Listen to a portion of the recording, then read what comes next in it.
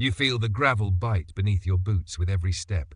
Dust clouds rise and settle back down in the dry morning heat as the rifle range hums with low murmurs, suppressed nerves, and the familiar click of metal against flesh. You're here, shoved into line like every other soldier on rotation, but you know this day will be different. Not because of the brass observing, not even because the ammo is live, but because today you're done staying small. She stands to your left. No one's looking at her yet. Short-cropped hair, sand-coloured glasses, regulation gear slung tight. Nobody gives her a second glance. She's one of those quiet ones, all regulation and no flash. But what they don't see is the way her fingers twitch with precision before loading a mag, or how she doesn't flinch when a warning shot ricochets nearby. Then comes the target round. "Shooter 4, step forward," barks the range master. She does. Calm, unshaken. You watch the others exchange looks, a smirk here, a whispered joke there, because how could she, barely 5'5" and soft-spoken, outshoot anyone? Then she fires. Pop, pop, pop. The echo cracks like thunder. Each round pierces dead center on a moving target. Every single shot. No wasted movement, no dramatics. Silence follows, even among the brass. Then, begrudgingly, a few murmurs of surprise. The rangemaster frowns but nods once, slowly. That night, her name gets whispered in the barracks. Not with admiration, but caution, like she broke an invisible rule. The next morning you see it on her face, a calm indifference, maybe even boredom. But her bunkmate tells you she used to hunt jackrabbits with her grandmother in eastern New Mexico, aiming through wind and silence. That's where she learned focus. That's where she learned fear doesn't belong in your trigger finger. In the defac line, someone bumps her shoulder a little too hard. She doesn't react. You see it, though, the clench of her jaw, the slight narrowing of her eyes. Later that week, she's back on the range. Only this time, Colonel Dryson is watching. He's tall, silver-haired, all about posture and power. Everyone knows him. Decorated. Brutal. A man who once allegedly broke a clipboard over a private's helmet because of a missed salute. Unconfirmed, but no one doubts it. And today, he's noticed her. "Shooter 4 again?" he says, raising one eyebrow. She nods. He doesn't like that. The colonel saunters over mid-round and demands she repeat the drill with his commentary echoing through the mic. "Let's see if your pretty hands can do it twice, sweetheart." Some snicker. She says nothing, just reloads. Pop, pop, pop. 3 targets drop. The colonel doesn't smile. He steps closer. "You from border country?" he asks, voice laced with something not quite curiosity. "Your kind got sharp eyes, but I need more than that in my army." That's when the range goes quiet again, not from shock, but because no one wants to be part of what comes next. She holsters her weapon and walks off the line, straight-backed, eyes forward. The colonel lets her go, for now. Later, she's reassigned to morning inspection detail. That's where everything turns. You're there, standing in line as the colonel walks through the ranks with his infamous clipboard and steely eyes. He stops in front of her, says nothing for a beat. Then, "This uniform wasn't designed for your hips." You feel your breath catch. She stares at him, doesn't move. He leans in. "You think sharpshooting makes you fit to lead? I say it makes you a liability with a scope. This wasn't supposed to happen. You were just lined up like usual, half asleep, waiting to get cleared." But now the colonel's breath is hot and cruel, and her fists are curled so tight her nails dig into her palms. She says, "Sir," respectfully. He cuts her off. "You'll speak when spoken to." There's a silence, a long one. You probably won't survive this, you think. But she does something you don't expect. She smiles, not wide, just enough, and then walks back into formation. The colonel laughs like he's won something. So before you get comfortable, take a moment to like the video and subscribe, but only if you genuinely enjoy what I do here. And tell me, where are you watching from, and what time is it there? I'd love to know. Now, let's go back to that smile, because it's not the kind that forgets. That night, someone posts a blurry pic of the colonel's inspection on a veterans forum. The caption, "Still making girls flinch in 2025. The post gets buried, but not before 64 likes and a few bitter comments from retired female officers. One says, "He's been like that since 03. Nothing changes unless someone snaps." That word, snaps, sticks with you, because by the end of the week, she will. And no one will forget what it sounds like when bone meets consequence. It's 0525, and the sun hasn't even broken the horizon when your boots hit the pavement. You're still half asleep, stomach gnawing from the watery DFAC eggs when the call comes down. All units to the main quad, full gear, double time. You think it's another pre-dawn exercise. You're wrong. It's a setup. The colonel stands there like a statue carved out of pride and old medals, his arms folded behind him. The moment you see the tight clench of his jaw, you know something's coming. He's not a man to summon 300 troops for calisthenics. She's already there, standing ramrod straight at the edge of the formation, her face blank like a drawn curtain. But if you're paying attention, you'll catch it. The twitch of her right hand, the narrowing of her left eye, just enough to see the edge of calculation. Today we evaluate reflex response, the colonel says, pacing in front like a lion circling prey. We're going hands-on, close combat drills, pair up. He lets it hang there like bait. She doesn't move. You don't have to volunteer in the army, not when volunteering's the quickest way to get flattened. But she raises her hand. Of course she does. The colonel smiles like he's swallowing nails. Sergeant Alvarez, he says, step forward, with me. The formation stiffens. No one pairs with the colonel. It's an unspoken rule. Drill sergeants, sure. Senior enlisted, maybe. But not grunts. And certainly not a female NCO whose last name he's butchered every week. She nods. Walks forward. No hesitation. You feel your own stomach twist. This isn't training anymore. They square off on the mat laid hastily across the concrete. He still has that half smile, like this is a joke, like she's here for the lesson and he's the test. What he doesn't know, what you don't know yet, is that she spent 2 years training in Krav Maga under a battered old instructor who fought dirty in Chechnya, the kind who teaches you how to break a rib without leaving a mark. Standard wrist hold break, he barks. Engage. He lunges. It happens faster than you can register. One moment his hand snaps around her wrist. The next, her body turns in a fluid arc, drops low, and her shoulder slams upward into his rib cage. You hear the breath leave his lungs like air escaping a crushed tire. He recovers, just barely. Chuckles. You want to dance, Sergeant? Let's dance. And then he grabs her wrist again, harder this time. But she doesn't pull away. She steps in. Time slows. You hear the pop before you see it, a sickening crack that echoes across the quad. His arm bent the wrong way like a snapped tree branch in a storm. He falls to one knee, a low groan rumbling from deep in his throat. You hear gasps. Someone drops a canteen and 317 soldiers collectively forget how to breathe. She doesn't run, doesn't flinch, just stands there looking down at him with a face carved from marble. You want to speak, want to move, but nobody dares. Medics rush in. The colonel's face is white. He's breathing, barely. They lift him onto a stretcher. No one claps, no one jeers. Just that same shocked silence that only happens when history reroutes itself without warning. She's escorted to the CO's office. No cuffs, but there might as well be. You overhear the chatter start before she even disappears inside. She's screwed. That's a court-martial. She snapped. What was she thinking? But a few voices, low, cautious, say something else. She warned him. She told him to stop. She didn't break protocol. She broke him. The next morning, her bunk is empty. You don't see her at roll call. Not in the DFAC. Not at PT. She's gone. They call it an internal review, but word trickles down through unofficial channels, those run by NCO's group chats, Reddit threads, whispered gossip in the latrines. Turns out Colonel Dryson had prior complaints. 3, in fact. 2 ignored. 1 under review. All from female personnel. A 2019 veteran forum post surfaces. Dryson cornered me after a night op, told me I reminded him of back home. I never filed because I knew it wouldn't go anywhere. It gets shared, quietly, then loudly. You start to notice something else. Posters going up in base common rooms, know your rights in combat training, emails sent to all ranks with revised protocols, senior brass making awkward appearances during drill. The story's moving, not officially, but it's alive. Meanwhile, social media finds her. A blurry shot of the moment his arm snapped goes viral, slowed down, replayed, turned into GIFs. Some call it justified, others call it shameful. One military Facebook page posts a meme, when mansplaining meets muscle memory. It gets 12,000 shares in 3 days. She doesn't respond publicly, but one night a private video leaks, shot from a dorm room. She's talking to someone off screen.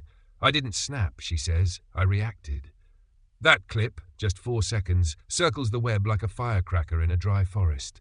I didn't snap. I reacted. Veterans still argue over what that means. Some say it's an admission. Others call it poetry. But what no one can deny is that in that single moment something cracked open far louder than bone. You're called in for a debrief. They sit you down across from a base legal rep and a civilian observer flown in from a neighbouring division. How would you describe the incident? They ask. You swallow. It wasn't an attack, you say. It was a reaction. They nod, noted, recorded, moved on. They don't ask if you felt afraid. They don't ask if she warned him. But you think about it anyway, about how her face looked just seconds before it happened. Not scared, not angry, just done. 2 days later, the colonel is transferred. Not discharged, not demoted. Just quietly moved to a logistics role at a base on the coast. Pending medical recovery, they say. A bruise on the Army's public image, quickly bandaged. But the soldiers aren't letting go. A TikTok trend emerges. At first it's subtle. Just people reposting the phrase with clips of women doing ordinary military tasks, running drills, shooting targets, fixing vehicles. But then it morphs. A video of a female Marine dismantling a 50 cal in record time. Caption, she didn't snap. A stitched duet of 2 women in uniform lip-syncing, tell me I'm not ready again. And then the original footage leaks. It's grainy, handheld, probably shot from someone's smartphone, pressed against a chest rig.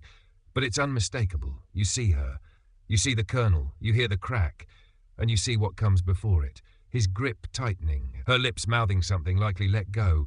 Before the twist, the pivot, the break. It's real. Unedited. The Army releases a statement. Unauthorized sharing of base training footage is under investigation. But it's too late. The internet's already claimed it. Some call it assault. Others call it a wake-up call. A former Army captain comments on a Reddit thread, we trained them to respond to threats, then we punished her for doing it. Then comes the twist. An anonymous whistleblower posts excerpts from base training logs on a veterans forum. It reveals a pattern. The colonel had used reflex drills selectively, most frequently on female or minority soldiers. No official reprimands, just quiet complaints that never stuck. Veterans still argue, was she a hero or a hothead? One podcast host, a former Navy intel officer, breaks it down in a viral episode. You can't train soldiers to be weapons and then clutch your pearls when they use their training to protect themselves, even from you. Meanwhile, you remember a detail that no one's talking about. The gloves. She wasn't wearing her regulation gloves that day. She usually did, said they helped her grip when sparring. But that morning she'd left them off, like she knew. No one mentions it in the debriefs. Not in the reports. But you remember. Because after the snap, when she walked off that mat, her hands were red, not from blood but from friction. The raw kind that only comes from bare skin contact. She chose that. Meanwhile, base command is scrambling. Suddenly, everyone's sitting through sensitivity modules. Ethics in command seminars pop up on the weekly schedule. Junior officers joke about it, calling it the Dreisen Doctrine, but nobody laughs too loud. You get a text from your bunkmate one evening. She's gone, discharged, quietly, honourably. No ceremony, no flag folding, just a file closed and a name whispered. But her story is louder than ever. Military.com runs a headline, Unarmed Heard, What One Incident Revealed About Power and Protocol. Federal News Network hosts a panel with 2 female colonels discussing the ripple effect across training bases. And in a twist no one sees coming, a male sergeant from another base steps forward. He shares a story, nearly identical. Same colonel, different state. Years ago. No one believed him. He posts, she didn't snap, she proved it. The phrase sticks. She didn't snap becomes more than a hashtag. It becomes a banner, a whispered mantra in formations, a slogan on challenge coins quietly passed from soldier to soldier. You get one. Back of it reads, instinct is not insubordination. You keep it in your left boot. Because you were there. You saw the moment the system blinked. And more importantly, you saw what happened when one soldier, quiet, overlooked, underestimated, held her ground and broke the silence with one clean break. The courtroom smells like cold coffee and the quiet dread of delay. Technically, it's not a courtroom. It's a converted conference room on base, with folding chairs and an American flag taped to the wall behind the desk. But the tension hanging in the air gives it all the gravity of a trial. And today, You're not a soldier. You're a witness. You take your seat behind the long rows of uniformed observers. No cameras, no press, but everyone knows what's at stake. She's not here to plead innocence. She's here to plead reality. The military review board sits stiffly at the front, faces carved from protocol and exhaustion. The lead officer clears his throat. We're convened to determine whether Sergeant Alvarez's actions on the training mat fall within the framework of authorized self-defense. That's the word they're all circling. Authorized. Not necessary. Not ethical. Authorized. She sits alone, flanked by a single military defense lawyer. No one from her family is here. No one from her platoon is called to testify. Except you.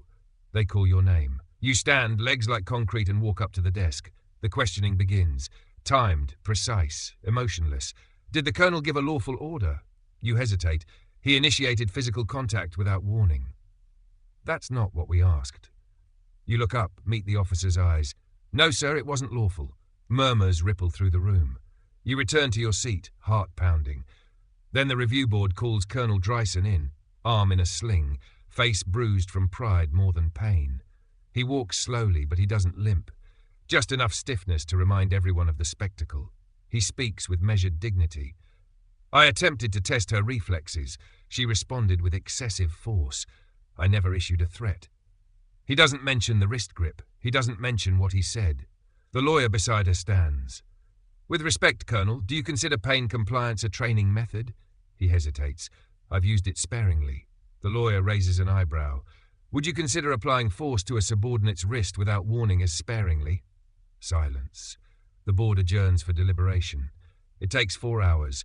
The verdict, no court-martial, no disciplinary action, but also no commendation. Sergeant Alvarez is honorably discharged due to medical reassessment of command fit, they write, which means she's out.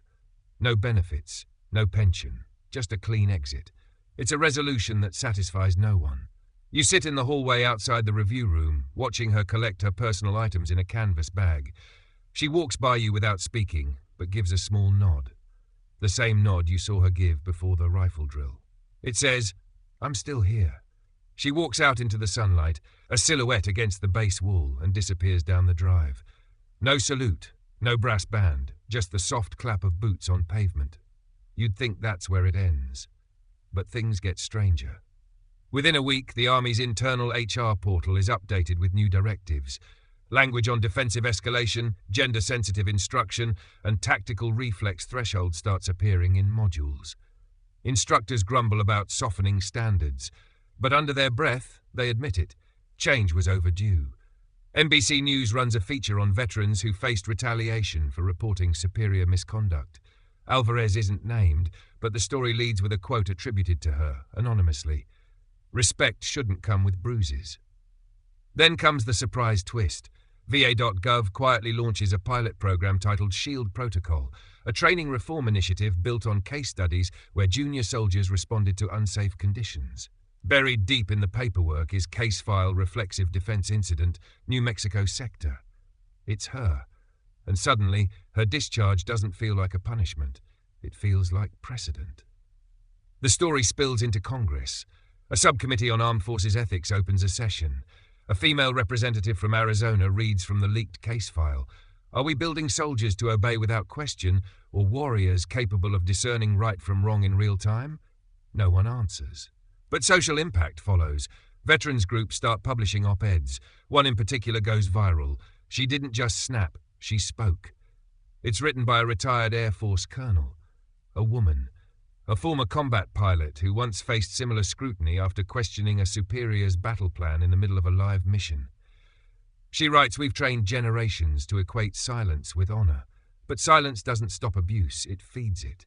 Sergeant Alvarez chose risk over quiet, and the Army blinked. Veterans still argue. Some say Alvarez crossed a line, others say she drew one where there wasn't one before. The strangest ripple effect? A new comic book series appears on veteran Reddit threads.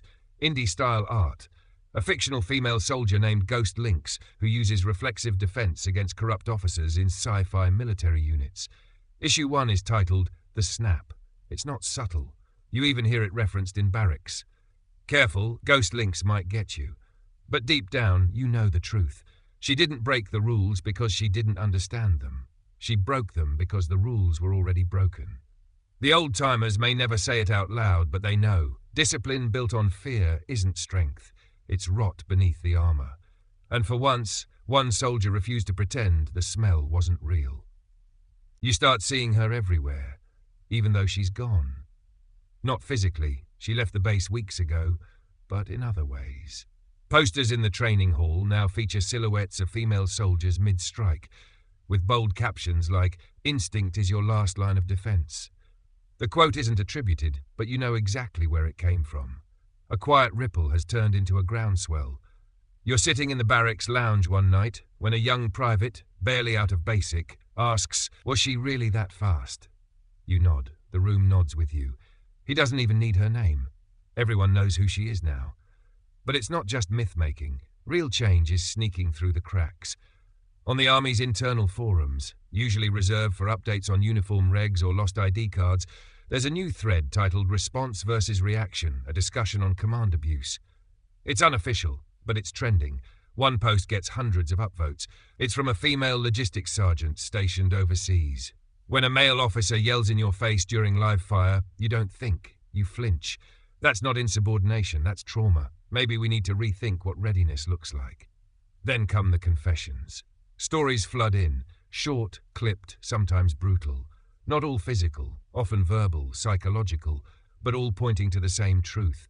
You can wear the same uniform, salute the same flag, but not stand on equal ground. The DoD releases a press statement, strategic, cold. We reaffirm our commitment to professional conduct and zero tolerance for harassment or abuse within the chain of command. They don't say her name. They don't need to. You know she's out there somewhere between New Mexico and nowhere in particular. The last rumor placed her in Las Cruces, working with a non-profit that teaches trauma-informed self-defense to young women. You don't know if it's true, but it fits. Then, another twist. A congressional inquiry into command conduct names 6 senior officers across multiple bases. Dryson's name is 4th on the list. He's now retired. Early. You scroll through the press release. One sentence stands out. Improper use of combatives training to intimidate or test subordinates. They don't use the word assault, but the implication is clear. Veterans news outlets explode. Stars and Stripes runs the headline, From Incident to Influence, How One Discharge Sparked Policy Fire. Military.com publishes a retrospective, Snap Judgment, One Sergeant's Impact on Modern Training Culture. You see the comments. She didn't just defend herself, she defended all of us. Wish someone had done the same in '04. Quiet warriors make the loudest echoes. TikTok is back on the wave. Videos under She Didn't Snap now include reenactments, stylized, respectful, filmed in garages and fields with makeshift mats. No punches thrown, just storytelling. You click on one, it's captioned, "For every time we were told to take it." The movement has caught fire beyond military walls.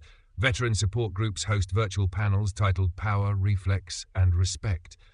Civilian therapists chime in, drawing connections between military trauma and patterns of coercion. One psychologist goes viral saying, in combat zones, reflexes save lives. In command abuse, they save dignity. Even civilians are watching now. And yet she's silent. No interviews, no memoirs, just that one old clip.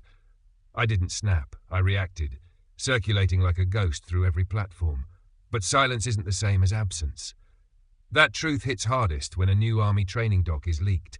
It contains a rewritten section on combatives' conduct. It reads, "Instructors must establish verbal clarity before physical engagement. A soldier's reflexive defense during ambiguous or coercive training will not be grounds for immediate punitive action." One small clause, one massive shift. And suddenly you realize, this wasn't just about a broken arm. It was about reclaiming agency inside a rigid machine. Back on base, a new training sergeant, former airborne no-nonsense, starts each session with the same phrase, "Reflexes aren't disrespect, they're survival." You smile the first time you hear it. Not because it's catchy, but because it means someone's listening. The social impact isn't measured in press conferences or formal apologies. It's in the private moments. The junior soldier who no longer flinches during drill. The female recruit who raises her hand to ask a question without fear.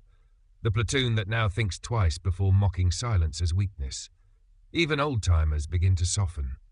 One day during chow, you overhear two senior NCOs talking. You remember the arm incident? Yeah, wild stuff. Can't lie though, made me rethink how we run those drills. Got a daughter in ROTC now. And just like that, the circle tightens. The story shifts from headline to heritage, because what she did, whether she meant to or not, changed the culture. Not overnight, not loudly, but enough. She wasn't the first to fight back, but she was the first to be seen. And if you look closely, you'll see the legacy in small places, in safer barracks, updated policies and quiet nods across formation lines. A gesture of shared understanding, a new kind of salute. You're back home now. Discharged with honour, papers crisp, duffel bag worn. Civvies feel weird on your shoulders after so many years in camo. But something else feels heavier, like you're still carrying a story that didn't finish when you left base. It's late October when you hear from her again. Not directly. A former platoon mate sends you a link. New Mexico Women's Veterans Summit. Guest instructor, Santi L. Alvarez. You stare at it for a long time. Click it. There's a video, low resolution, shot on someone's phone probably. A small gym, folding chairs, flags on the wall. A crowd of mostly women, some older, some still in reserve. She's at the front, black t-shirt, hair longer now, hands still firm. She's teaching something called command reflex training. No mats, no yelling, just gentle instructions on how to read energy in a room, how to respond if a superior crosses a boundary without violence if possible, but without submission. The audience listens. No one interrupts. Some take notes. Others just watch. She pauses once during the demo, says, "Your uniform doesn't mean you owe your silence." That's all. Then she moves on. You scroll through the comments. "Wish I had this 10 years ago." She's building what they never gave her. This isn't about revenge. It's about safety. And it hits you then. This wasn't a one-time story. It's a shift, a turning. You think back to that day on the mat, the moment after the snap, the way she didn't gloat, didn't cry, just stood still, like she was waiting for the rest of the world to catch up. It finally has. In January, a bill passes in the House aimed at increasing oversight on combatives instruction and reducing officer impunity in training environments. Buried in the language is a clause inspired by a recent high-profile defensive response incident involving a female NCO. Her lawyer confirms it quietly on a veterans podcast. She changed policy without ever needing a podium. But impact doesn't always live in legislation. It lives in the girl who joins JROTC because her older sister told her about that woman who didn't flinch. It lives in the VA trauma center that adds a self-defense component to its MST recovery program. It lives in your memory.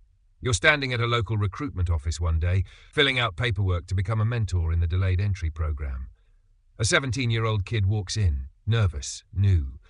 He fidgets while waiting for the recruiter. You talk to him. "What made you want to join?" He shrugs. "I saw a video. That woman who fought back. I guess I wanted to be the kind of soldier she'd trust." And you realize legacy is contagious. Because stories like hers don't die. They echo. They multiply. They rise again in every reflex, every moment of resistance, every soldier who decides that obedience does not mean surrender. Veterans still argue. Some say she overreacted. Some say the colonel got off easy. Some say it's complicated. But no one says it didn't happen. That's the difference. And as time passes, the memory softens, not the lesson, but the sting. What once felt like a fracture now feels like a realignment. Across the country, new cadets study a slightly revised training manual. Page 47 now features a quote. "Awareness is the first weapon. Instinct is the second." There's no attribution. But you attend a memorial run for women veterans next spring. On the back of your race bib is a sticker, just black letters on white paper. And you think, no, she didn't. She saw something broken. And without asking for permission, she set it straight. So here you are. The story's behind you now, but its shadow walks beside you. Every time your boots meet gravel, or you pass someone in uniform with that quiet alertness in their eyes, you remember. It wasn't about the colonel. It wasn't even about the arm.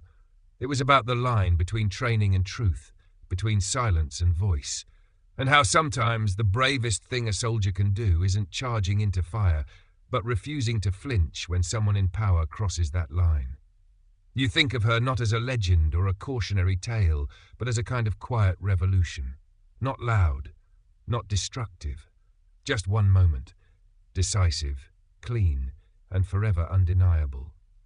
And if you ever doubt the power of presence, of stillness, of knowing when to step in, just remember the sound of 317 soldiers watching one of their own say, "No more." The army moves on. The headlines fade. But every now and then, in the back of a training room or at the edge of a new recruit's notebook, you'll find her. Her strength wasn't in what she broke. It was in what she refused to let break her. So wherever you are now, whether you're in boots or out of them, carry that truth with you. Because you never know when the world will need someone who doesn't snap.